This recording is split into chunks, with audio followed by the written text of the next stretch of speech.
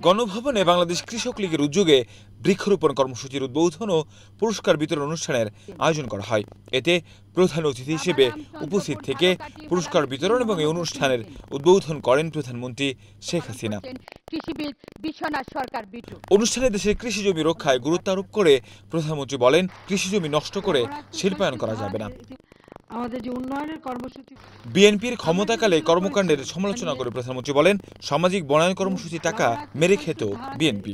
রাষ্ট্রের অন্যতম মৌলিক দায়িত্ব। এ সময় সরকার প্রধান বলেন, বিএনপির প্রতিষ্ঠাতা জিয়াউর রহমান দেশের মানুষের ভোটের অধিকার কেড়ে নিয়েছিল, তাই দলটির নেতাকর্মীদের মুখে ভোটাধিকারের কথা শুনলে হাসি পায়। কৃষকের ভাগ্য উন্নয়নে আওয়ামী লীগ সরকার ছাড়া কেউ গুরুত্ব দেয়নি বলে দেশে অনেক উর্বর জমি নষ্ট হয়েছে বলে জানান প্রধানমন্ত্রী। কাউসার আহমেদ, এশিয়ান টেলিভিশন, ঢাকা।